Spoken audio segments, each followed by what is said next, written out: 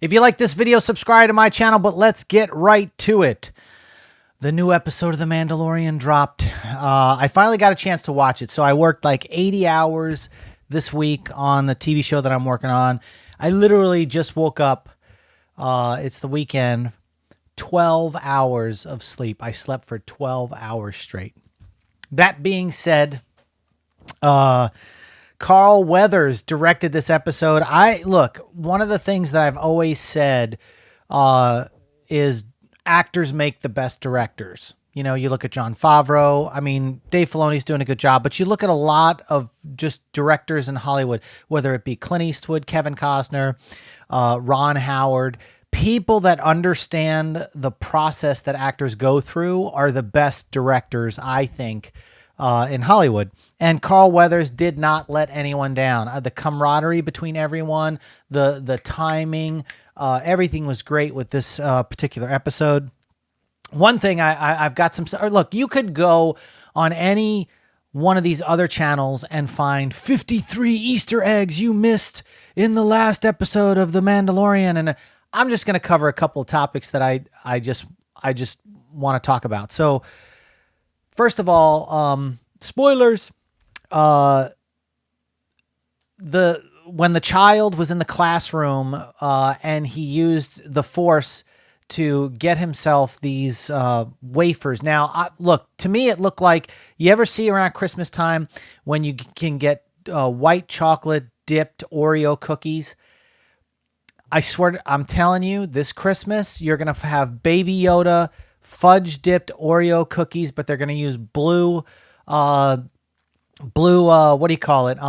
Food coloring, and they're going to make them, just get ready for that. Cause that's the first thing I thought of when I saw them was blue Oreos. I was like, dude, like blue milk, blue Oreos. Here we go. That was a great little scene, of the child, getting the food. This guy's always hungry. He's a growing baby. He's always hungry. When they were in the fortress that wound up being a secret laboratory, and the hologram popped up and they talked about the M count, metachlorians. We're back to the prequels.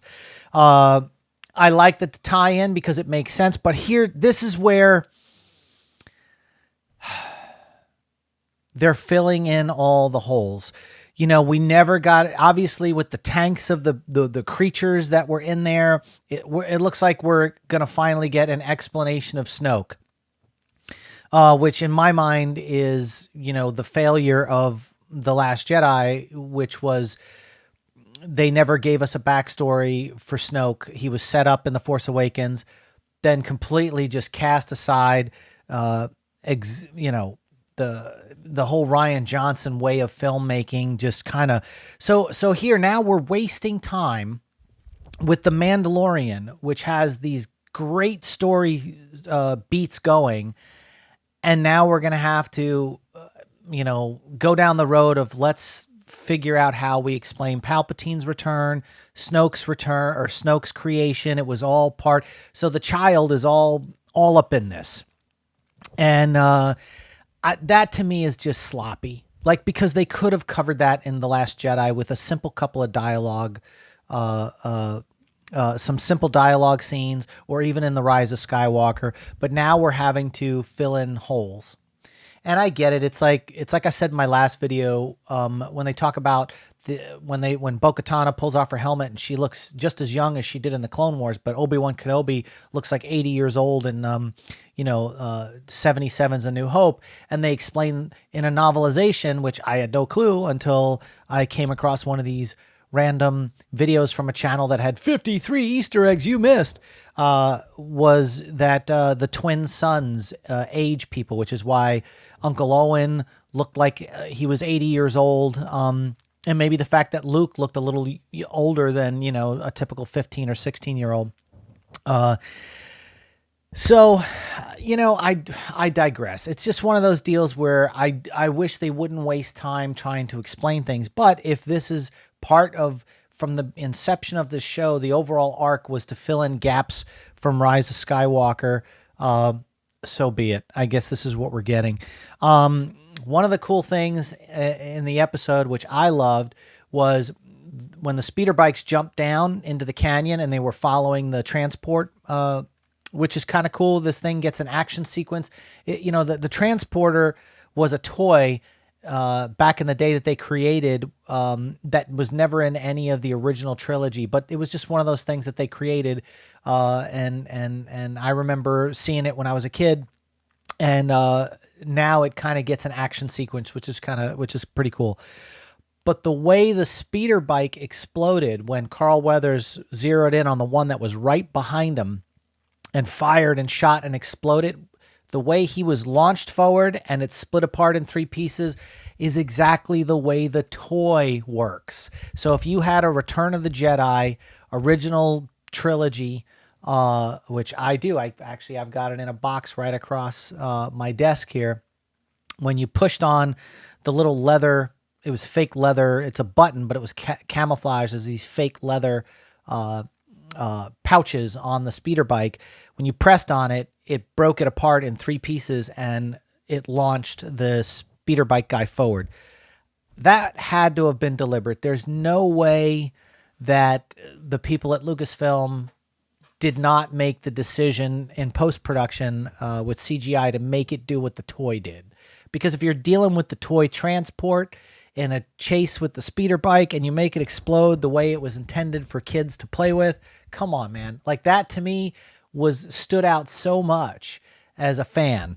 It's subtle fan service, but if you didn't see it, you didn't see it.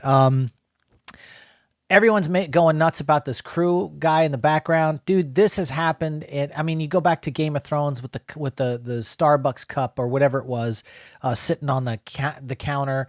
These things happen from time to time. Look, I saw the photo get circulated before on Twitter before I even watched the episode. So when I watched the episode, I was looking for that shot and I knew where it was going to pop up. And guys, it was maybe 1/10 of a second. You couldn't see it unless you really stopped and paused and went frame by frame. So the idea that like this thing has become a thing, look, they even have memes of an action figure of the guy in jeans, which I saw and I laughed my ass off. These things happen in the film industry. We've gotten away with CGI. Now if you get a boom mic that dips in, they can either crop that out, or they can, mask over it. There's a lot of things that they've done to avoid these situations. But I think in the editing room, they were like, oh dude, no one's going to see that. That's like 0.3 of 1 second in the edit. But of course the keen eye paused. Hats off to the guy that found that, because that was just a riot. I had a discussion with a friend of mine yesterday about we've got the dark saber, which Moff Gideon is probably, because now it looks like he's got a new super battle droid army, which these guys look tough and badass, probably more powerful and tough than the battle droids from the original Clone Wars and the original trilogy, or this prequel trilogy. So these guys look pretty badass. Darksaber. The one thing I've been complaining about is like, hey, look, Ahsoka Tano's in this, but is she going to have a lightsaber? Because at the end of Clone Wars, she gave up and renounced the Jedi and put her lightsabers in the sand. And then, of course, Anakin, Darth Vader, walks up, sees the lightsabers, picks them up on the snow planet, and then puts it on his hip and walks off. And there's that moment of silence where he's like thinking and pondering, and he knows exactly who the lightsabers are because he gave them to her. So now she has no lightsabers. And I was like, well, how's she going to fight Moff Gideon? Where is she going to come up with a lightsaber? And boom. The Anakin Luke Skywalker lightsaber. It has not been explained as far as I know, unless they dug into it with some novelizations like Aftermath or something like that. Which I haven't read. It's one of those things where Maz Kanata said when she handed the lightsaber to Finn, and Han was there, and Han goes, "Where did you get that?" And she says, "That's a story for another time. Take it," and gives it to Finn. The story for another time. Are we now going to get what we didn't get in the Star Wars sequel trilogy that should have been explained, You know, when Maz made that comment there in The Last Jedi, there should have been something with Maz that kind of gave us a little bit more backstory without spoon feeding us all the information. But it looks like this is a hunch that that she will have Anakin's, like, this is why the Anakin lightsaber passed on to Luke, passed on to Rey, passed on. It has, like, it literally encompasses everything of all the stories is this lightsaber. It's got such a gift and such a powerful thing that this is probably when she decides to fight Moff Gideon and probably kills him and takes the black saber and returns it back to Bo-Katan. You know, she has to have the Anakin lightsaber, and at some point it has to get passed off to Maz Kanata in some way, shape, or form. And I remember hearing something about one of the comics or something about, like, the Ognaughts, when it fell into a garbage chute on Bespin, they got it, and then it went from hand to hand to hand, and blah, blah, blah, blah, blah, blah, blah.